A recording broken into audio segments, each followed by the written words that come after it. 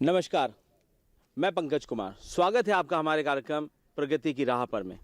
आज हम आपको एक ऐसे प्रगतिशील किसान से मिलवाने जा रहे हैं जिन्हें महामहिम राष्ट्रपति के द्वारा पद्म श्री से सम्मानित किया गया है। ये है ग्राम मानपुरा, जिला झालावाड़, राजस्थान के निवासी पद्म श्री हुकुमचंद पाटीदार।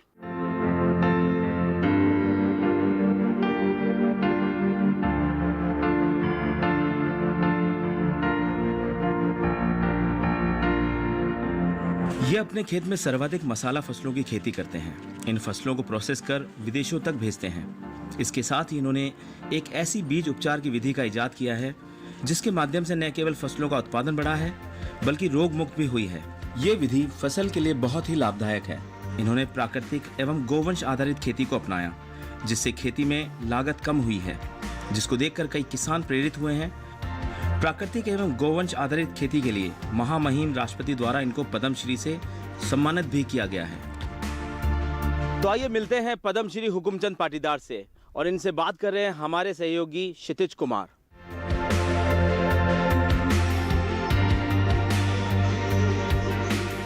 श्री हुकुमचंद जी पाटीदार ने प्राकृतिक एवं गोवंश कृषि के तहत स्वयं ने बीज उपचार की एक ऐसी विधि का निर्माण किया है जिससे फसलों को रोग नहीं लगता और बहुत अच्छी फसल होती है।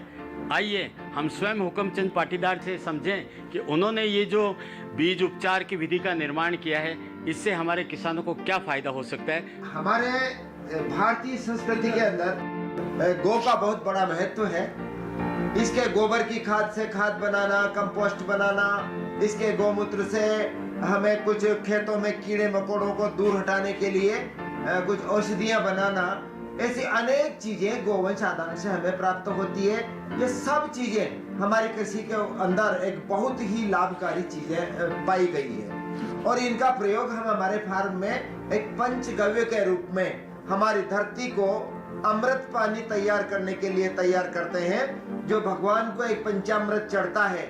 इसी प्रकार हम हमारी धरती के लिए इस गोवंश आधारित इसका पांचों पंचगव्य का एक पंचामृत बना के और हमारी धरती को देते हैं। उससे हमारी धरती रोग मुक्त और बड़ी आसानी से हो जाती है। ऐसा ही एक वक्तव्य ऐसा सामने आया कि कुछ साल पहले गाय ब्याह रही थी, तो उसके खुर जब बाहर आए गर्भ से तो उसके पहले 2-3 लीटर की एक लाल रंग की एक पानी की थैली बाहर आई है और हमारे किसान भाई जो भी है वो सब जानते हैं इस विषय को और जिसके घर में गाय है वो सब समझते हैं। वो थैली आई और थैली थोड़ी सी देर में गाय का इधर उधर होने की वजह से वो थैली फट गई। थैली फटने के बाद जब गाय का बछड़ा उसके गर्भ से बाहर आया, बाहर आने के बाद उसको देखते हैं तो एकदम स्वस्थ बच्चे ने जन्म दिया है।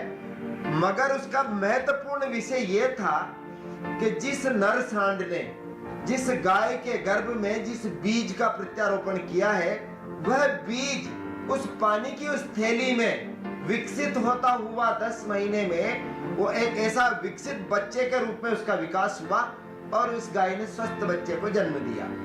तो इससे ये प्रमाणित होता है कि जिस बीज की रक्षा उस पानी की वजह से हुई है वह क्यों ना हमारा बीज हम धरती में डालते हैं वह भी एक बीज है, क्यों ना वह बीज सुरक्षित रहे। इसलिए हमने एक बहुत कुछ समझा उसको और क्यों ना हम ऐसा करके देखें। 4 महीने बाद जब हमारी दूसरी गाय भी आई उस समय हमने इसका संग्रह किया। वो 3.5 लीटर के करीब वो पानी जिसको हमने तो उसका नाम गो अमृत दे दिया है, वह पानी हमारे सामने आया और हमने उसको चीनी की और कांच के जार में भर के उसको सुरक्षित रखा। अक्षय तृतीया के ऊपर जब हमारी खरीफ की फसल बोने का समय नजदीक आया उस समय हमने एक मूंगफली के खेत में जो 1 हेक्टेयर की मूंगफली थी उसमें आधे हेक्टेयर में उससे बीज को उपचारित किया और आधे में दूसरी चीज से किया। तो बराबर डालने के बाद जैसे जैसे फसल थोड़ी बड़ी होती गई और उसकी ग्रोथ, उसका स्वस्थपन एक स्पष्ट नजर आने लगा और उसमें ना जड़ गलन थी, ना धरती के ऊपर दौड़ने वाली सफेद पपून थी और वो एक स्वस्थ पौधा जिसमें उस लिक्विड घोल से हमने जो बीज उपचारित किया था वो बनता गया और अंत में लास्ट में उस बीज को उपचार करने के अलावा उस मूंगफली के खेत में किसी भी प्रकार का फर्टिलाइजर, कोई खाद या जीवामृत कुछ नहीं दिया। मगर जब हार्वेस्टिंग इसकी की तो उस पार्ट में और उस पार्ट में 6 क्विंटल मूंगफली का डिस्टेंस आया। इससे यह प्रमाणित होता है कि हमारी बीज की रक्षा उस पानी के जरिए जबरदस्त हुई और वो रोगों से उसने मुक्ति पाई है। श्री हुक्मचंद जी पाटीदार जी के जो बीज उपचार की विधि है वो उसको मैंने परखा और मैं उसको काम में भी ले रहा हूँ। गाय के बच्चे का जन्म होता है उससे पहले एक पानी की थैली बाहर आती है। उस पानी की थैली को एक कांच के बर्तन में पानी को इकट्ठा कर लेते हैं और जब भी हमें फसल बोनी होती है तो पूर्णिमा की रात को उसको भिगोकर रात भर उसको रख देते हैं। दूसरे दिन उसको काम में लेते हैं और फसल बहुत अच्छी होती है और ना कोई रोग लगता है और अच्छी उपजाऊ और पहले से उपज भी काफ़ी बढ़िया मिलती है और काफ़ी लाभ होता है इससे। ये मैंने परखा और मैं कर रहा हूँ।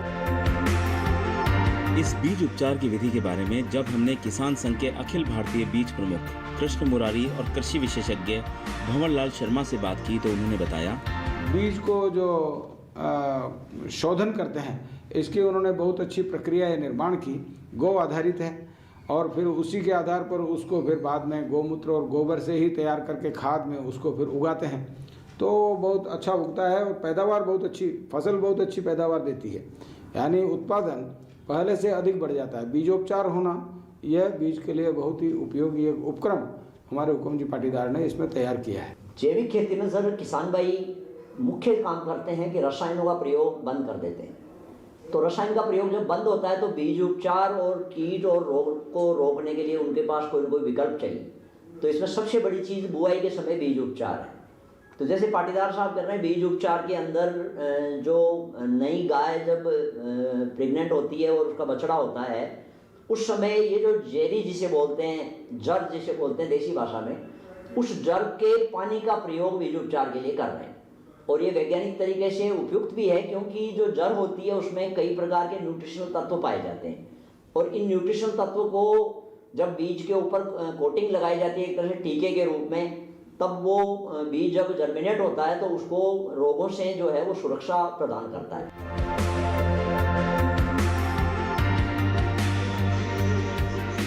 कुछ बायर या फार्म पे विजिट कर चुके हैं और अगले साल के लिए उन्होंने बोला है कि अब हमें किसी जर्मनी की लैब में टेस्ट की आवश्यकता नहीं है, हम अभी हमेशा आपसे माल खरीदते रहेंगे।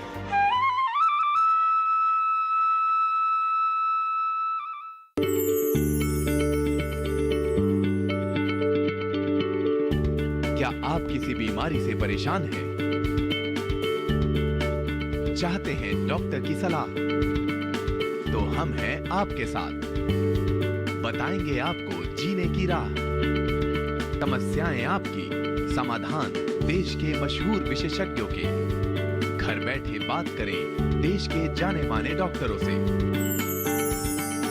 हमारे लाइव प्रोग्राम स्वस्थ किसान में हर शनिवार शाम 6 बजे से 7 बजे तक।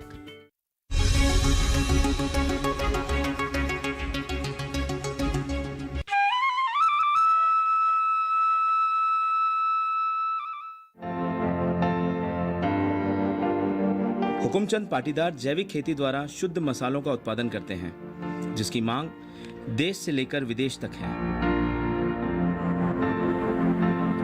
सर ये जो प्राकृतिक और गो आधारित कृषि है जी, इसमें और जो रासायनिक खेती करते हैं रासायनिक खाद वगैरह से और अपना जैविक खाद का, तो इन दोनों में जो आमदनी का फर्क है वो हमारे किसान भाइयों को बताएंगे सर। रासायनिक खेती में क्या है, खर्चा बहुत ज़्यादा आता है। ये बाजार आधारित कृषि है।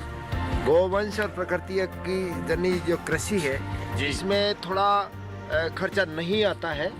इसलिए अगर हम मूल बचत का आधार पे अगर जोड़ा जाए तो इसमें करीब 1.5 से 2 गुना हमें इसमें फ़ायदा ज़्यादा है। और सबसे बड़ा हमारा जो मूल खजाना है धरती का, जो इसकी उर्वरा शक्ति है वो भी स्टॉक में बचती हुई चली जा रही है। इसमें नाइट्रोजन का स्टॉक, फास्फेट का स्टॉक ये बचता हुआ चला जा रहा है। इसलिए मैं आगे एक लंबी टिकाऊ कृषि और फायदे में, जिसका गुणवत्ता होने की वजह से इसका बाजार में अच्छा दाम मिलता है, और 1.5 से 2 गुना हमें इसमें फ़ायदा ज़्यादा होता है। और परिवार के लोग अगर स्वस्थ खाना खाएंगे तो वो भी स्वस्थ जीवन जिएंगे और एक ऊर्जावान हमारा जीवन, हमारा जिस तरह से हमारी धरती होगी जी इसी तरह से हमारा होगा, एक नेचुरल व्यवस्था ये हमारी होगी। सर, ये स्वास्थ्य का जो है ये संबंध हमारे पूरे देश के स्वास्थ्य से जुड़ा हुआ है। बिल्कुल बिल्कुल। तो आप हमारे किसानों को आपके द्वारा जो परिवारजित बीज है जी जो डेवलप्ड हैं उनको खुद कैसे डेवलप करें और कहाँ से हासिल करें वक्त आने पर? हम बिल्कुल एक प्रकृति प्रदत्त हम बीजों में से कुछ ऐसी चीज़ों को भी निकालने की कोशिश कर रहे हैं, जैसे जिसको हम खरपतवार मानते हैं। उसमें से अनेक ऐसी चीज़ें हमने निकाली है, जैसे एक नीले फूल का एक धतूरा, उसे अस्थमा की दवा का निर्माण किया है। पुनर्नवा जो हमारे खरपतवार के रूप में हम खोल खोल के फेंकते हैं, इनसे हमने एक ये भृंगराज जो हमारे यहाँ खरपतवार के रूप में था, उसको बड़ी मात्रा में हमने तैयार करके और बाजार में इसका बाजार थोड़ा ढूंढा है और उसको भी हम निकालने की कोशिश कर रहे हैं, ताकि एक पहचान हमारे प्रकृति जन्य वनस्पति की हमें मिले और उससे हमें आर्थिक फायदा भी हो। सर, आप मसालों का इतना व्यापार करते हैं जी। मसालों से संबंधित फसल उगाते हैं जी। तो जो रासायनिक खाद से फसल उगाते हैं जी। आपकी इनकम उनके दोनों के बीच में आमदनी का कितना फर्क है सर? आमदनी का इसमें बहुत ज़्यादा फर्क है, क्योंकि जो रसायन से उगा रहे हैं उसमें एक निश्चित मानदंड के ऊपर पॉइजन आता है और ग्राहक उसको पसंद नहीं करता। हम जो जैविक खेती से उगा रहे हैं इसके इन मसालों के अंदर बिल्कुल एकदम प्राकृतिक और जीव आधारित ये उत्पादन होता है, इसलिए इसको यूरोपियन देशों में बहुत पसंद किया जाता है। और हमारे फार्म से सौंफ है, धनिया है, मेथी है और ये लहसुन है, गार्लिक फ्लेक्स, ये 4 चीज़ें अभी विदेशों को एक्सपोर्ट होती है, यूरोपियन देशों को। और इसी तरह से ये जो लहसुन आप देख रहे हैं, इस लहसुन का जो इसकी गांठों का हमने अपने उद्योग में एक फ्लेक्स तैयार किया है, इसका पाउडर, और उस पाउडर को स्विट्जरलैंड 800 रुपये पर केजी में हमने इसको बेचा है। हालांकि इसको तैयार करने में थोड़ा खर्चा आता है, पर फिर भी बहुत अंतर, दुगने से भी ज़्यादा कर्ब इन मसालों की खेती में जो जैविक कृषि से हम तैयार करते हैं उसमें आ रहा है।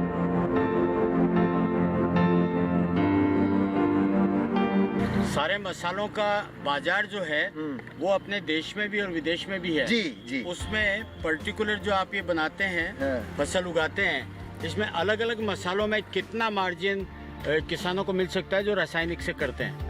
अपना एक विश्वास समाज के अंदर, उपभोक्ताओं के अंदर, अगर हम एक विश्वास पैदा करने में अगर कामयाब हो गए तो हमारी हर फसल में मुनाफा दुगने से 2.5 गुना हमें जैविक खेती के द्वारा प्राप्त हो रहा है। देखा आपने, पाटीदार साहब के बताए इस रास्ते के ऊपर पूरा प्रगति की राह पर चलने का रास्ता है। और सर, ये डिमांड आती है या हम कुछ इसके लिए प्रयास करते हैं? इसके जो सैंपल है वो इंटरनेशनल लैब है जर्मनी के अंदर, GBA, जो हैमबर्ग में स्थित है। वहाँ पे इसके एक बार सैंपल चेक होते हैं और वो लैब इंटरनेशनल लेवल पे, क्योंकि वो यूरोपियन देशों में ज़्यादा पसंद किया जाता है, तो वो एक बार इसको अपनी गूगल पे या नेट के ऊपर डाल देते हैं और ग्राहक अपने आप स्वतः ही जुड़ जाते हैं। कितने गुना फसल होती होगी सर? जी, फसल लगभग एक बैलेंस में है जी। जैसे यूरिया और रासायनिक खेती करने वालों के जैसे गेहूं का जो उत्पादन है वो 8 से 10 क्विंटल होता है और ये 10 से 11 क्विंटल होता है प्रति एकड़? हाँ, नहीं, 1 बीघे में। 1 बीघे में। पर इसका है ना, जो गुणवत्ता की दृष्टि से है ना, ये बाजार में बहुत अच्छा पसंद किया जाता है। और हमारा ये प्रकृति एवं गोवंश आधारित इस मॉडल को हमारी दुनिया के फ्रांस के और जर्मनी, जापान और ऑस्ट्रेलिया के कुछ बायर या फार्म पे विजिट कर चुके हैं। तो उन्होंने ये विधि जब देखी कि किस तरह से ये खेती कर रहे हैं, तो उन्होंने इसको पसंद किया और अगले साल के लिए उन्होंने बोला कि अब हमें किसी जर्मनी की लैब में टेस्ट की आवश्यकता नहीं है, हम अभी हमेशा आपसे माल खरीदते रहेंगे। जी, ऐसा है। तो ये जो आप ये विधि जो अप्लाई करते हैं जी ये यूरोपियन देशों में हाँ। अंतर्राष्ट्रीय स्तर पर जी। वो इससे वाकिफ नहीं थे। नहीं, वो बिल्कुल नहीं, वो बायो फर्टिलाइजर के ऊपर आधारित था, जो जिसको हम ऑर्गेनिक फार्मिंग बोलते हैं जी। इसको हमने नाम बदला है प्रकृति एवं गोवंश आधारित। जो यूरोपीय देशों में जो जैविक खेती हो रही है, उन्होंने इसको ऑर्गेनिक फार्मिंग का नाम दिया है। और ऑर्गेनिक फार्मिंग में क्या हो रहा है, हमारी जो बड़ी बड़ी मल्टीनेशनल कंपनियां जो फर्टिलाइजर के रूप में अभी दुनिया में काम कर रही है, वो बायो फर्टिलाइजर के रूप में अभी सामने आई है।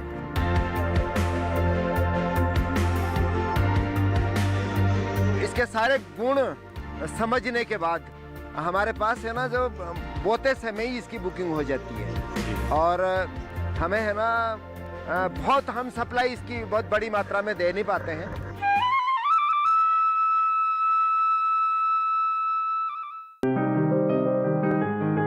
बीमारियों से कैसे बचेगी फसल,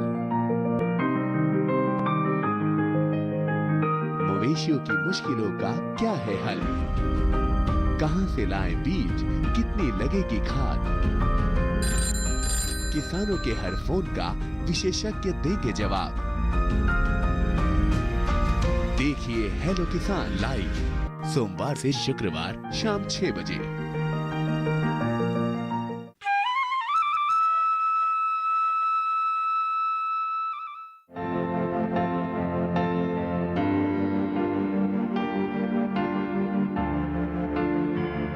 हुकुमचंद पाटीदार अपने फार्म पर जैविक तरीके से कई किस्म के गेहूं का उत्पादन करते हैं, जिसकी मांग पूरे भारत में है।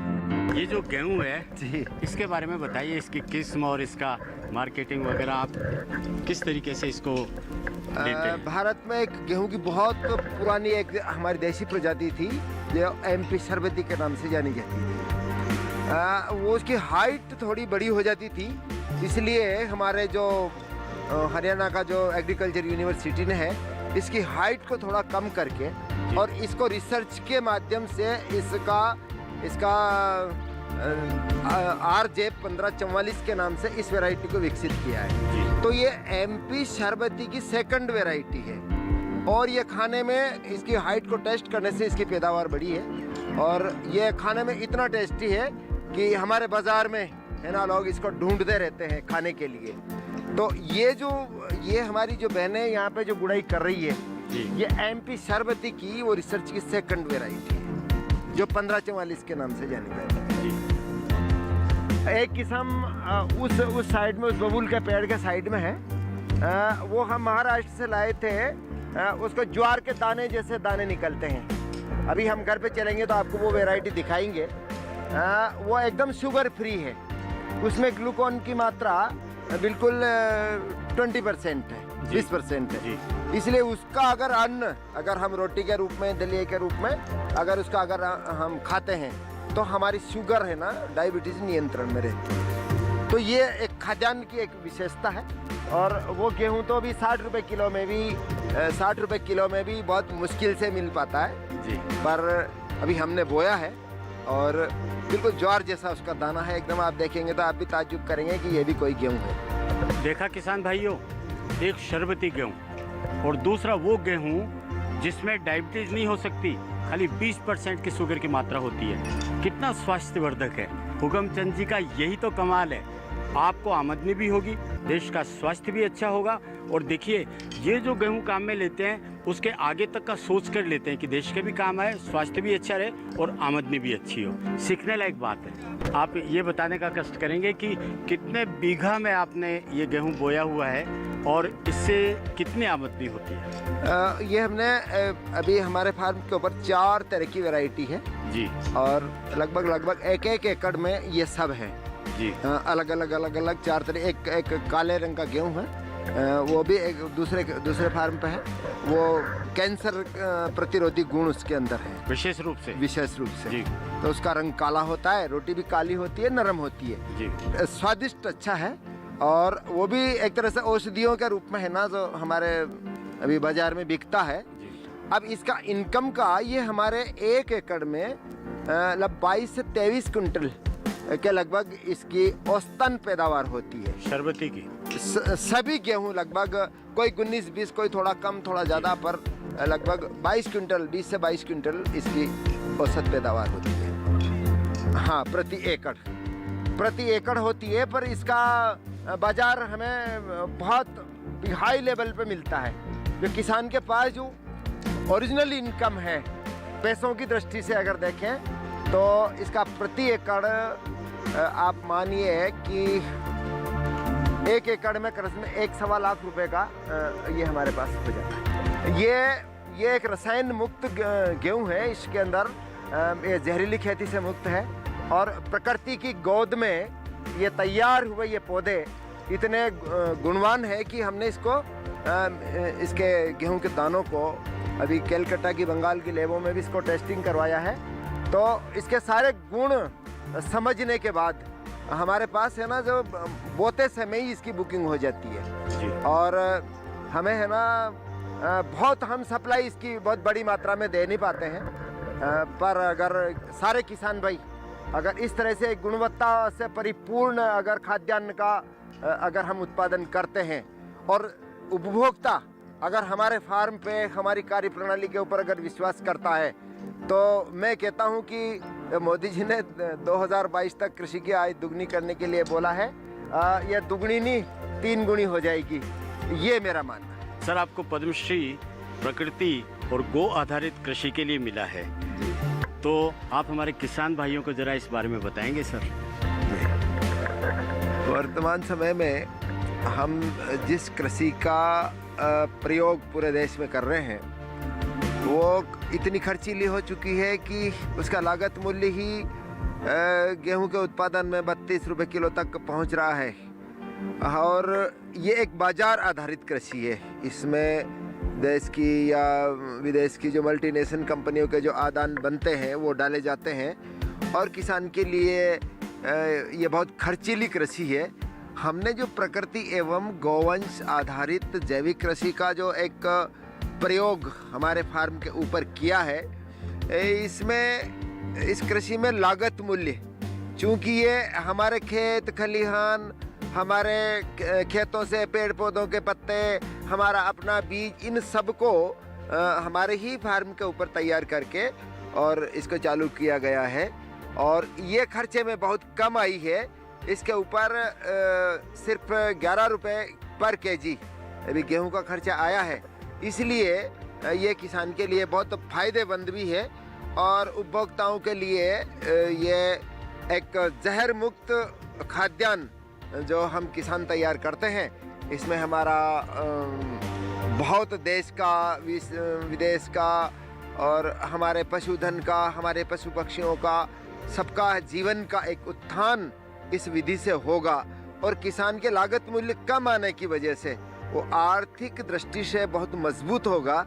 इसलिए इसके ऊपर भारत सरकार ने जो प्रधानमंत्री जी का जो 2022 तक कृषि को आय में दुगना करना था, ये मॉडल उसमें सक्सेस रहा है और इसी को आधार बना के और भारत सरकार ने, माननीय राष्ट्रपति जी ने मेरे को 16 मार्च 2019 को पद्मश्री प्रदान किया है। देखा किसान भाइयों, प्रकृति और गोवंश पर आधारित कृषि के माध्यम से और स्वयं द्वारा उपचारित बीजों के माध्यम से सर ने एक सामान्य किसान से यात्रा शुरू करते हुए पद्मश्री तक पूरी यात्रा की है।